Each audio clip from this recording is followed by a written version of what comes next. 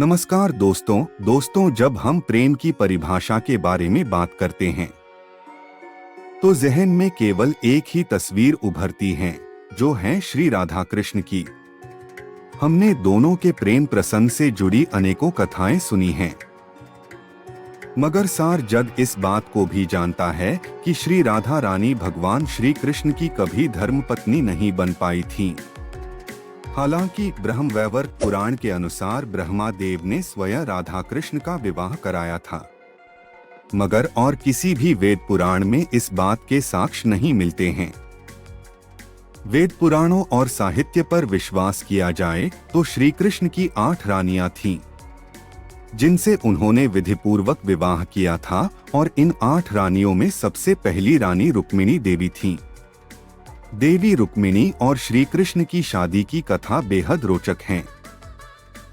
दोस्तों, आज हम आपको बताएंगे कि आखिर श्री कृष्ण और रुक्मिणी मिले कैसे थे और कैसे दोनों का विवाह हुआ था, और कौन थी देवी रुक्मिणी।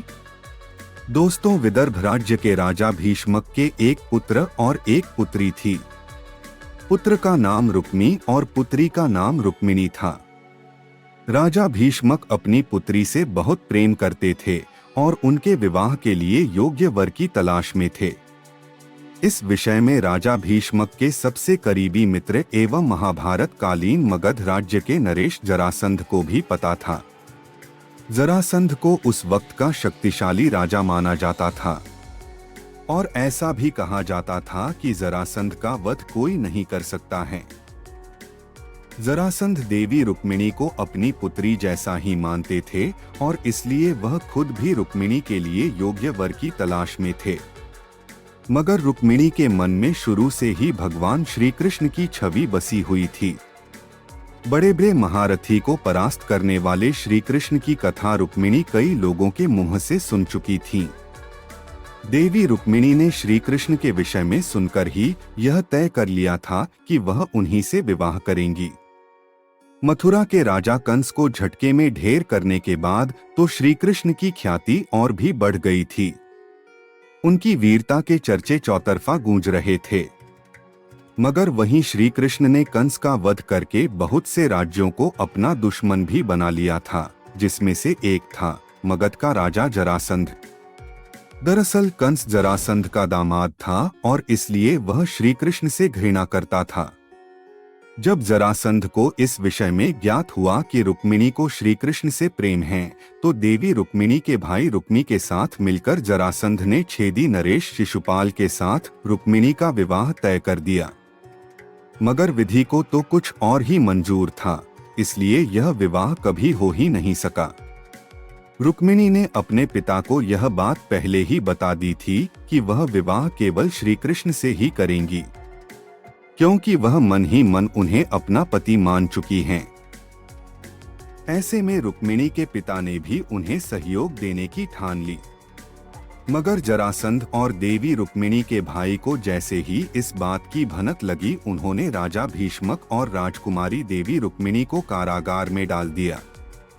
कारागार में बंदी बने हुए ही देवी रुक्मिणी ने श्री कृष्ण की सखी एवं बरसाने की रानी देवी राधा को पत्र लिखा, जिसमें उन्होंने बताया कि कैसे उन्हें और उनके पिता को बंधक बना लिया गया है, और वह चाहती हैं कि श्री कृष्ण उन्हें बचाने के लिए स्वयं विदर्भ राज्य पधारें। श्री राधा रानी को जब यह पत्र मिला तो उन्होंने स्वयं श्री कृष्ण से देवी रुक्मिणी की मदद करने का आग्रह किया। इस बात से श्री कृष्ण पहले ही वाकिफ थे कि देवी रुक्मिणी को यदि वह बचाने गए तो उन्हें उनसे विवाह भी करना पड़ेगा। मगर सखी राधा के आग्रह पर उन्हें विवशतापूर्वक देवी रुक्मिणी को बचाने के लिए जाना पड़ा। श्री कृष्ण जब विदर्भ देश पहुंचे तो वहां देवी रुक्मिणी का स्वयंवर चल रहा था। कृष्ण और देवी रुक्मिणी के भाई रुक्मी के बीच भयानक द्वंद्व हुआ। लोक कथाओं के अनुसार श्री कृष्ण ने रुक्मी का वध करने के लिए अपना सुदर्शन भी उठा लिया था, मगर देवी रुक्मिणी के आग्रह पर उन्होंने रुक्मी को छोड़ दिया। भरी सभा में देवी रुक्मिणी को अपहरण कर उन्हें अपने साथ ले गए। रुक्मिणी तो पहले ही श्री कृष्ण से प्रेम करती थीं और मन ही मन उन्हें अपना पति मान चुकी थीं। इस बात को श्री कृष्ण भली भांति समझते थे और इसलिए अपहरण के बाद जब वह श्री कृष्ण का रथ गुजरात राज्य के छोटे से गांव माधवपुर घेड़ पहुंचा तो वहां श्री कृष्ण ने देवी रुक्मिणी से विवाह कर लिया। आपको बता दें कि आज भी माधोपुर में माधवराय जी मंदिर हैं, जहां हर वर्ष आज भी रामनवमी के अवसर पर विशेष मेले का आयोजन किया जाता है। रुक्मिणी से विवाह के बाद श्री कृष्ण उन्हें अपनी द्वारका नगरी ले गए, जहां उनका धूमधाम से स्वागत किया गया। दोस्तों, आपको बता दें कि पद्म पुराण के मुताबिक देवी रुक्मिणी पूर्व जन्म में एक ब्राह्मणी थीं। बचपन में ही उनका विवाह हो गया था और युवावस्था में ही वह विधवा हो गई थी। पति को खोने के बाद ब्राह्मणी भगवान विष्णु की पूजा में समय बिताने लगी। ब्राह्मणी की भक्ति से प्रसन्न होकर भगवान विष्णु ने उसे दर्शन दिए और वरदान मांगने को कहा। तब ब्राह्मणी ने अगले जन्म में भगवान विष्णु के अवतार श्री कृष्ण की पत्नी बनने की इच्छा जताई। इस तरह रुक्मिणी के अवतार में ब्राह्मणी को श्री कृष्ण की पत्नी बनने का सौभाग्य प्राप्त हुआ। कहते हैं कि श्री कृष्ण ने राधा से इसलिए विवाह नहीं किया क्योंकि दोनों के बीच आध्यात्मिक प्रेम था।